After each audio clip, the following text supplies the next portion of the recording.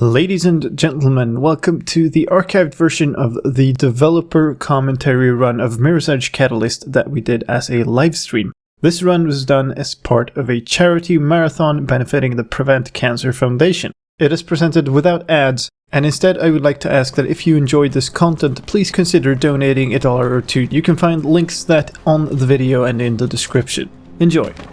What's with the massive building blocks area near Dev Zone, and with Dev Zone in general being pretty barren? What happened here? Don't ask. I'm not 100% sure which ones you're talking about there, so let's look at it when we get there. What do you need? Help getting out of here. Some of the areas in the construction area was actually added. We had them earlier during development. Those cables? And then we had to cut back because we said we can't. Don't go anywhere. We don't have time to build this and this, so we cut it from the game. But the level designer and artists that were working on that area actually they came and talked to me, maybe you as well, Mika, and basically said if we don't build this, there will be no connection back to downtown in a proper way. So they added it back and basically worked a bit of overtime to get it in. And that particular area, it connects the construction site to the... you basically come back to that giant hole you fall down into. Oh yeah, that place. Yeah, and that area is more barren, and it's more barren because it was actually not even meant to be there.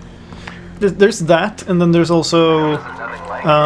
we had a few cases where there was simply too much stuff for the engine to handle it. Oh yeah, that too. So we had to, quite late...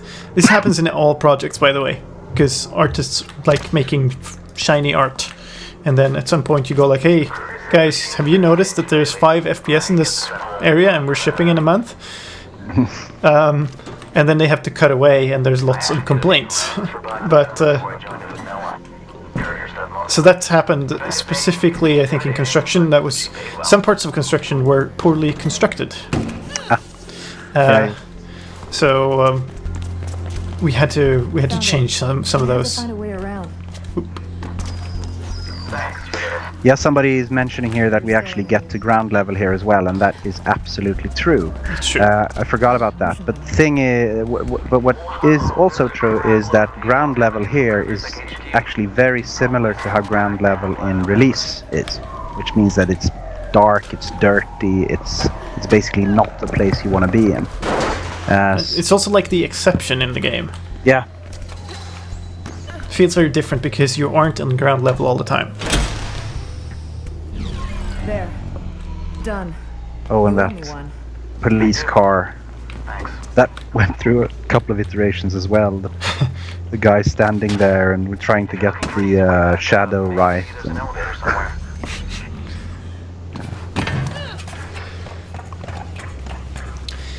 This one for you then. Talk about how you guys got the idea of the mission, please. This is my favorite mission. Flytrap. So Flytrap was intended to be... It's basically the mission where everything changes for Faith.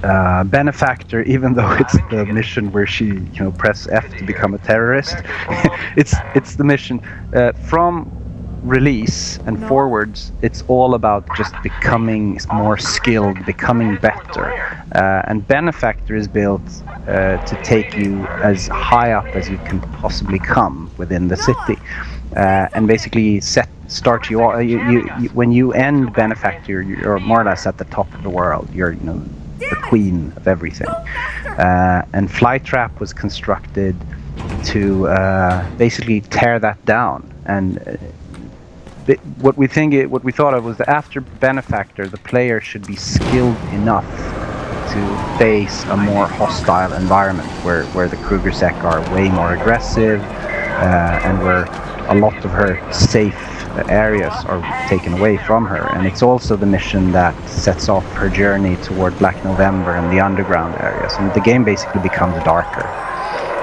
So Flytrap was always intended to be that mission which changes everything. And I think we actually succeeded really well with that, and spent a lot of time with the audio design. It's noisy as hell as you're running through the city on your way back, and you've got this commotion on the radio, and they're firing in the Lair, and these subtle things, such as you get to see the drones for properly for the first time. Most, if not all, of the big screens have Kruger's face on them as you're running through the city. And then as you enter the corridor into the Lair, audio, we just duck everything. It becomes quiet. I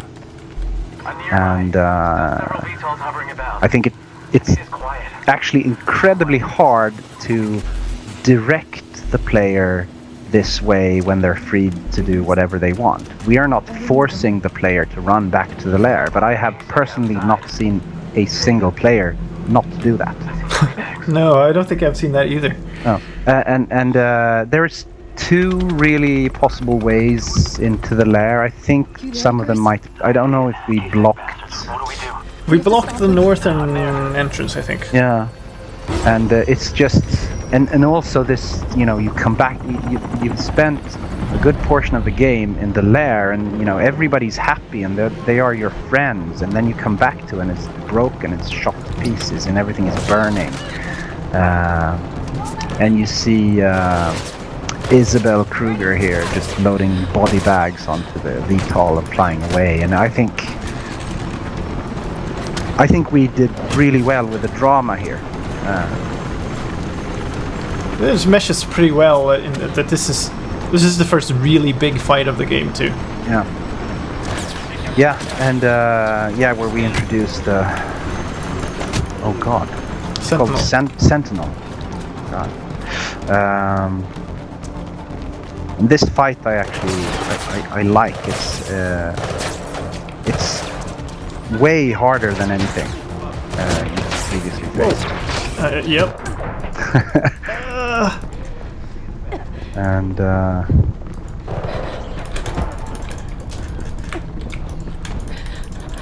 click. Way harder than anything before, you said.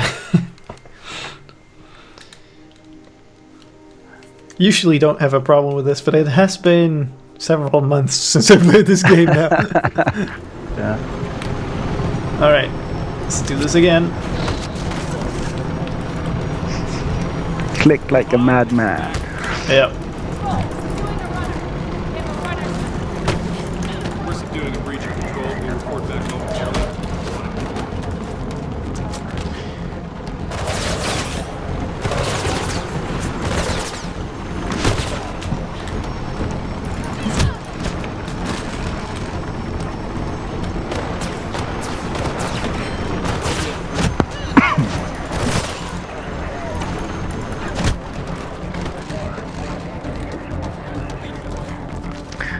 It's interesting when you play with the mouse and keyboard. I actually I did play it a bit with mouse and keyboard, but I'm very much a console player.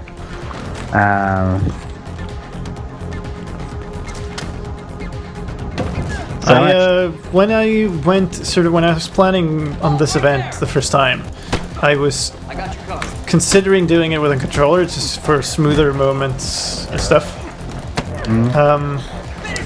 And I basically just picked up the controller and played for maybe a minute, and then I picked up the mouse and keyboard and just went no. Yeah. I am so much not a controller player. I play Rocket League with a controller, and I play Uncharted with a controller because they give me no option. Yeah. That's basically it. I love just hammering on these poor shock protectors and just kicking them into the wall repeatedly here.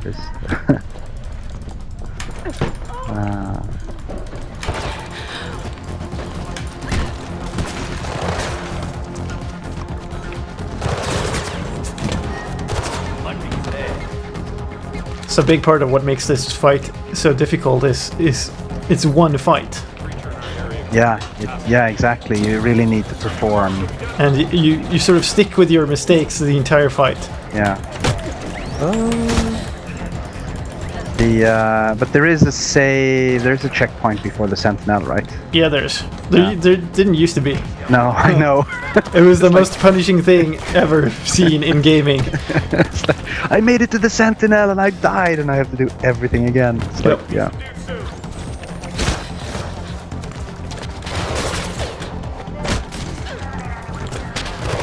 But I like it how even those, the foot soldiers, the weak enemies can become a problem here because there's so many other problems. Yeah, there's so much stuff happening. Yeah.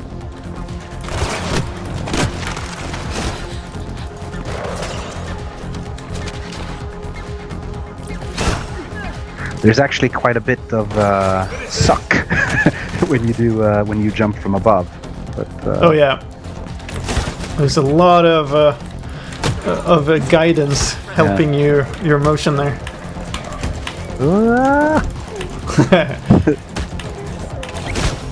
Since you're still playing, I assume You see, should be okay.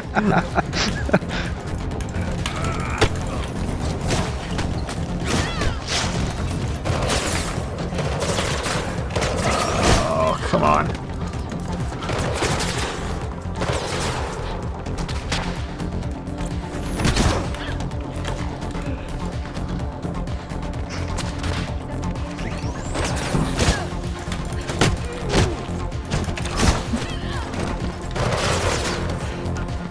I think this might be the last enforcer. So another interesting thing when we're watching this, the health bars, the visible health bars. Oh right, yeah. Was actually also a very late addition to the game, and let's just say it wasn't universally liked. Still not, I think.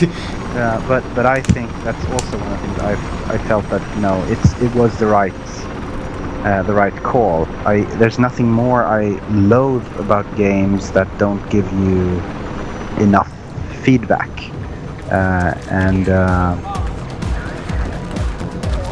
well, let's just say that there isn't enough feedback coming from the animations and the audio.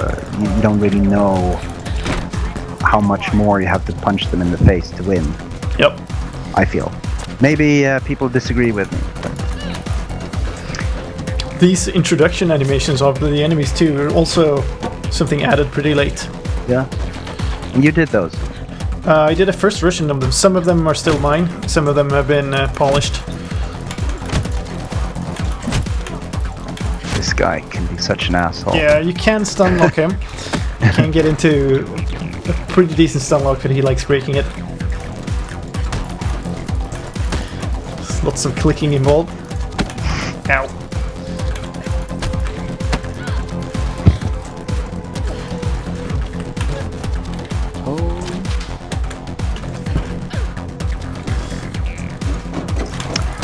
I really like when you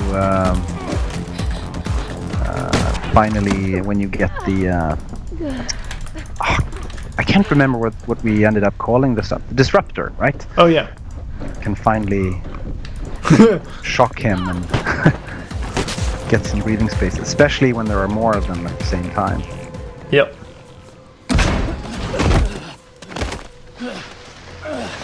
I figured we could ask some questions. I don't know anything. What did you do to our friends? Our orders were to capture them, but they resisted. What did you do? We had to shoot. They wouldn't submit, especially the old guy. Run, I'll meet you later. Why are finishing moves sometimes first person and sometimes third person? They are meant to be third person, but if a third person camera animation would put your camera inside of something, they become first person instead. Yeah.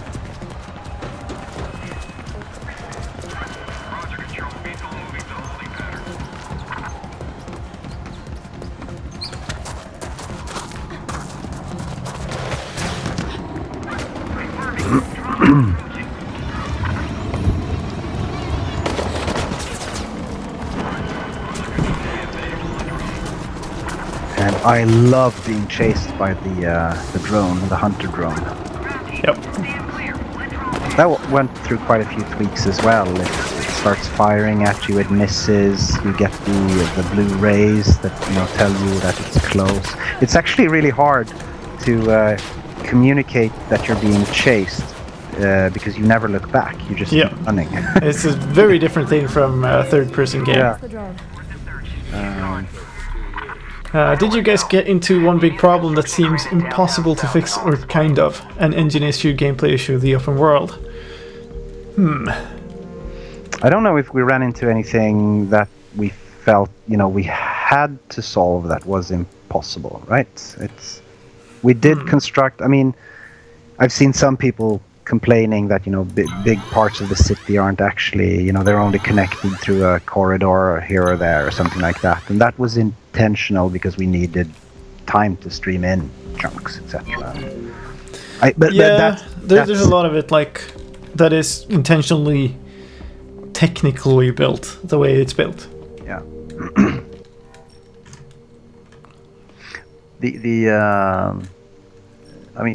You sooner or later we did have issues with time of day and stuff like that, of course. But they weren't unsolvable. They were just taking so much time. But we did build the city in a way that we thought at least we were going to stay away from some of those issues.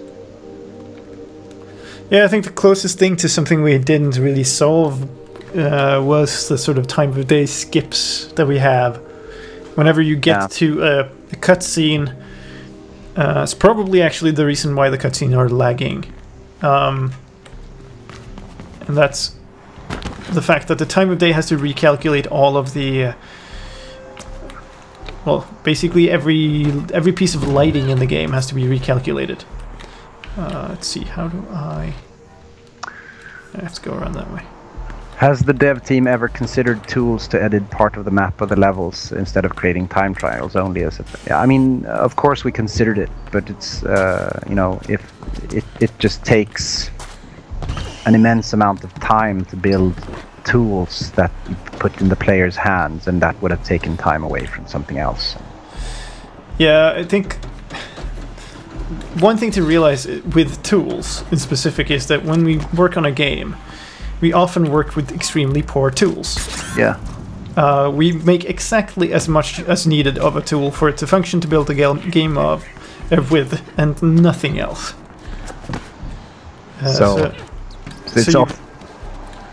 Yeah, go ahead. No, it's just a ton of work to actually get it into something that an ordinary human being can understand how to work with. Yeah, and that doesn't require, a big build farm and stuff on the side and infrastructure. So essentially, making a game with the toolset that we had is only possible if you're inside of the DICE network. Yeah. And have the right servers switched on and access to all of the right depositories and stuff. Yeah. They killed him. The bastards killed him. Noah. Damn it. We need to disappear, Faith. I talked to Rebecca Thane, and she's offering us sanctuary. No. They're just choosers. We have nowhere else to go. Noah didn't trust Rebecca. I trust her. Why did you decide to have the game go into slow motion when getting low health? So what happens is when you get low health, you go into slow-mo, but you also get a charge of focus. The focus bar fills up a bit, so it basically gives you a bit of... The intent with the slow-mo is to give you some time to actually see what happens on the screen. And also and basically make a call and use the focus we gave you to make an escape or plan a smart attack to get out of trouble. And also, since the game is about running and jumping really fast and smoothly, taking that away even briefly is you need some kind of punishment for failure in a game for it to be interesting and fun, and slowing the player down in Mirror's Edge is a great way of punishing people because they don't want to be slowed down.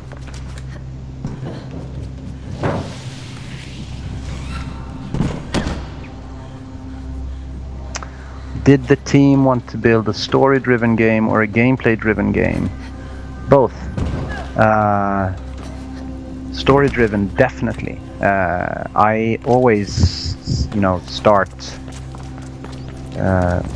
thinking I can't just start with gameplay mechanics. I think I have to start with the story or the world or simultaneously.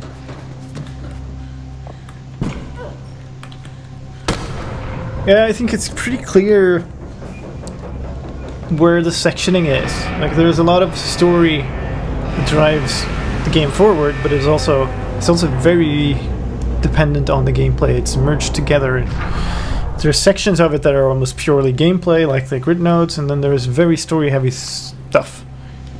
But in the end, it's not like one came after the other. No.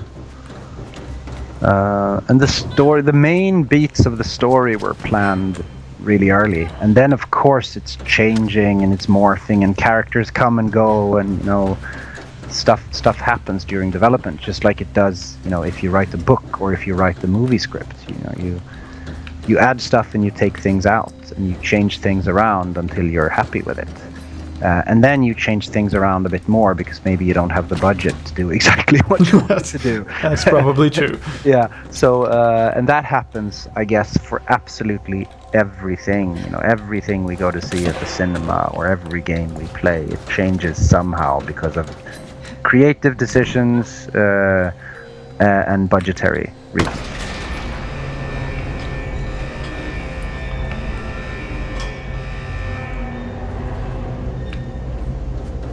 You're never going to work for Nintendo at all. No, maybe not.